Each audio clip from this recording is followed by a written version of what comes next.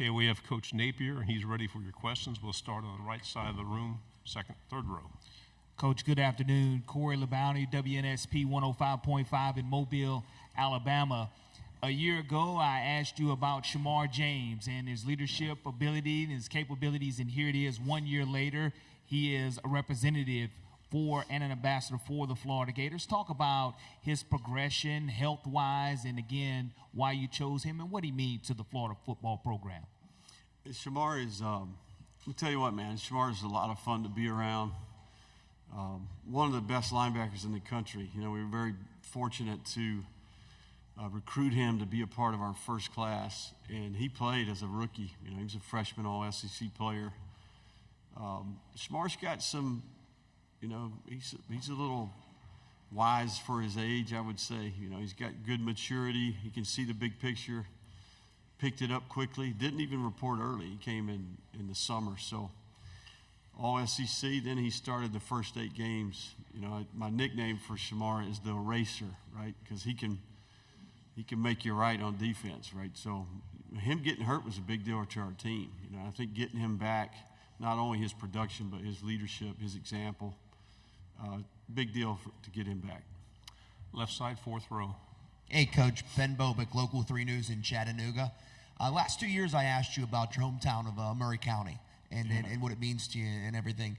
I think it's a big deal to that community to see one of their own be head coach of the Florida Gators. What does it say about that community, and what would your message be to those folks back at home? Yeah, I mean, I certainly wouldn't be here if it wasn't for that community. You know, I mean, I think I benefited from growing up in a place, just tough blue-collar people, carpet mill workers, farmers, middle-class economy.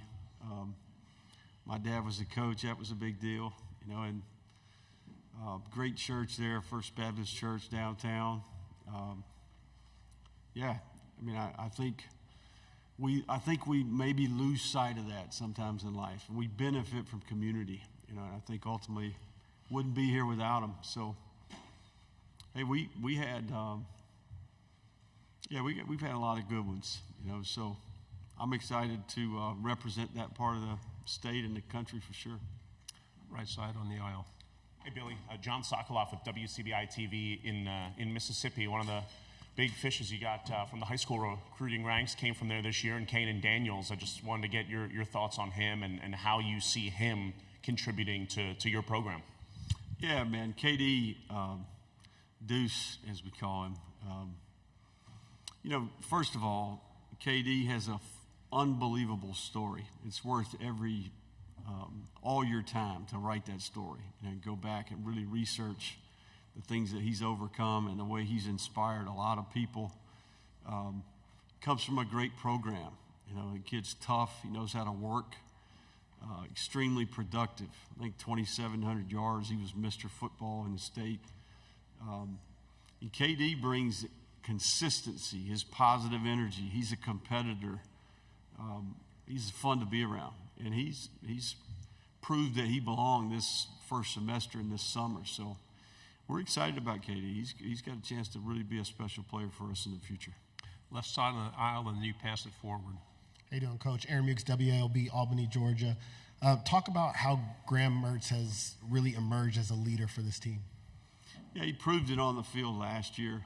I think the way he competed, the toughness, the grit, the way he inspired others with the way he played and prepared. I mean, this guy, he's a professional, man. I can't tell you the level of discipline and detail, the way he approaches things in the building, the way he engages people and treats people. He's the standard. And I think he really took this opportunity of Florida to kind of hit the reset button, all the wisdom and experience from his time at Wisconsin. And, you know, he started this offseason as the proven leader and quarterback of the team, right? And I think that it's been contagious to the rest of the team. He didn't just come back to play another year of football. He came back with a purpose, and he wants to leave this place better than he found it. So it's a big deal. On the right side, somebody? Kennedy Wright with CBS 42. With the SEC being under such a big microscope, how do you handle the sort of expectations that fans and the media put on the program? Yeah, I mean, it's not like it's happened before. You know, it's always been this way, right? What would you expect? I mean, I think ultimately it's no different than I tell a recruit, hey, listen, you've got to be up for the challenge. You know, you take on this type of leadership challenge, you got to be up for that, right? We all signed up for it. I wouldn't want it any other way. You know, I would tell you, it's even more motivating the longer I'm here and the more people that I meet. And the reason it's that way is because the University of Florida has a significant history. It's been done before there. There's a hunger there to get back and be a consistent championship contender. Now, it's been 15 years, right? So we knew when we took the job that there were issues to work through, there were things to, problems to solve, and we're in the middle of that.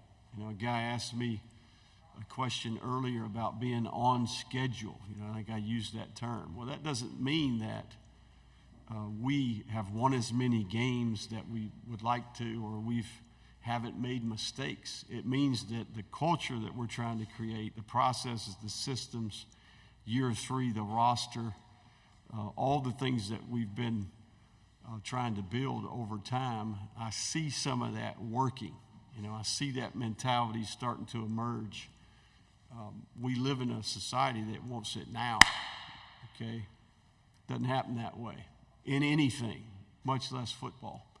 So when you've got hundreds of people to coordinate and get all going in the same direction, in today's climate, it's even more difficult to establish trust. And I think we're over the hump. The kids that are on our team now, they pick the University of Florida and our staff, and we pick them. And the makeup of our team is different. And it will be very obvious when we start playing this fall.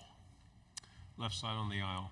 Dan Peck, ESPN 1067 in Auburn. Coach, you're one of several coaches in the SEC that came from the Group of 5 level, outstanding football in the Sun Belt, other leagues like that. The biggest differences between coaching in the SEC and coaching at the Group of 5 level, and things you learned at Louisiana, lessons you learned that you take to this job at Florida. Say it one more time. You said. So you were at the Group of 5 level. You were at the Sun Belt. The biggest differences between coaching in the Sun Belt, coaching in the SEC, and the things you learned at Louisiana that have been most valuable to you? The biggest learning curve for me was when I left Alabama, even Arizona State. When I went to Louisiana, December signing period began, right? So that evolution of the Power 5 level of football and the pace of recruiting, the sped-up evaluation process, the June official visits, right, how that affected the entire workflow and structure, that was the biggest learning curve. At Louisiana, we didn't have an official visit in June. You know, we did everything postseason. So the sped-up evaluation process, the pace of recruiting in that first cycle, kind of recalibrating our workflow, the job descriptions. But listen, we've recruited well, don't get me wrong. But that was the biggest learning curve. On the aisle in the back.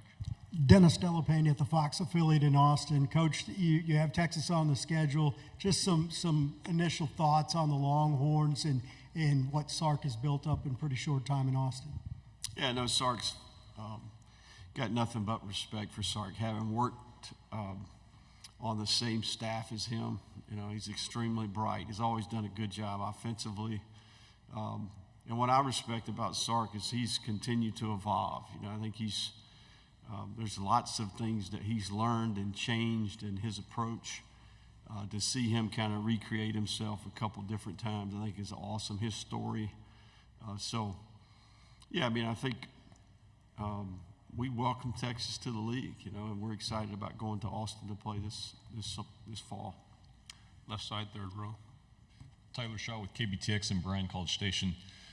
A couple of your former coaches, defensive coaches, Jay Bateman, Sean Spencer, are now at A&M. Just kind of what kind of coaches are both of them, and you know what will they bring to A&M? Yeah, no, I think Jay and Sean's track record is, you know, it's proven. They did a good job for us, and certainly they'll do a good job for Mike. You know, I mean, they're seasoned, they have experience. They both do a good job recruiting, both do a good job connecting with their players, and certainly they've got good pedigree and good experience. Right side, fifth row. Brandon Marcello, CBSSports.com. Billy, you mentioned about sticking to the process, and I know in this day and age, as you said, people want things now. How difficult is it when people try to challenge you to change your ways, to not make a wholesale change, and to continue to follow your plan, even when it seems like everybody is questioning you? Yeah, I mean, I would tell you we haven't been hesitant to change. Heck, I mean, we've been forced to change. I mean, I think this game that we're competing has changed each cycle. So we've made the necessary changes, with each opportunity. I think this offseason in particular, we've made some wholesale changes. But, yeah, I mean, I think ultimately when I say that,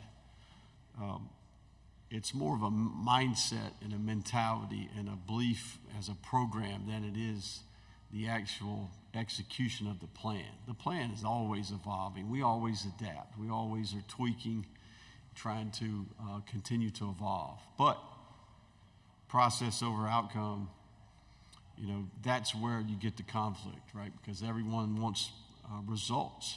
When you plant a seed, you got to continue to water and groom. And then, for a long time, you may not see the benefit, but it's happening.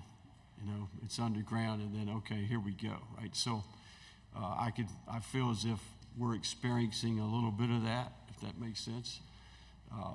I'm hopeful that we can improve and play a higher level of football this fall. Front row on the left. Michael Cobble from Baton Rouge. I was in the other room and you were listing off the names, Ron and John and Rob, obviously. What does it mean to have those kind of day one guys still with you and the ability to give you the perspective that you need, both good and bad, because they've seen it for so long? Yeah, no, I think we do have some. We've had most staffs lose 25 to 30% of their staff each cycle. We've had our fair share. I think we've got 5 assistants in the NFL now. We've made some changes on defense this past year. Ron Roberts has been phenomenal. I mean, I think Ron, if you dig into his history, the number of coaches that he's mentored and developed as an FCS head coach, and then obviously he was with me the first 2 years at Louisiana. We went from 124th to 18th in the country in defense, right? So it's great to have him leading the defense, that veteran experience. He went on to do great things at Baylor and at Auburn. They played high caliber defense at both those stops. So I think that's going to prove to be really beneficial for the Gators. 2 quick ones, front row and then third. Hey, Coach Jacques, you say WAFB in Baton Rouge. Coaching changes happen. You've been asked about a couple of your assistants, but just curious, what did you take away from Corey Raymond working a couple of years with him as he now comes back to LSU? Yeah, no, I love Corey. I've known Corey for a long time, man. I used to, when I coached receivers at Alabama and he was coaching the secondary, it was first rounder against first rounder every year, and I think we had some great battles. He did a good job for us. I think we hadn't been as productive as we would like on defense. We felt like we needed to shuffle the deck a little bit. So Corey's proven he's done a great job. I've got nothing but respect for Corey. Final question on the left, third row. Jesse Doherty, Washington Post. Billy, are you worried at all about how much your guys are going to be playing this video game heading into the season? Yeah, Montrell slept the whole way here, Well, not the whole way, but he admitted to me, he confessed that he was up until 2 a.m. last night playing the game. So, yeah, I'm going to tell you something. We had Monday, we've got a relationship with EA Sports, and we had early access to the game. We had our team in our Gator room. We broke our accountability teams up into a bracket. They had to select 2 players to play for each team, and we had 4 stations set up. We had pizza, we had wings. And, man, I'm going to tell you, you talking about compete, you talking about energy in the room. I mean, it was the craziest thing I've ever seen. So it was a lot of fun. I think our guys had a lot of fun playing the game. And it's cool to see them. It had to be Florida on Florida. To see them playing with guys that are in the room, guys in the room make a play. They're going crazy. So we had a lot of fun. Coach, thank you very much. Great job. All right, thank you.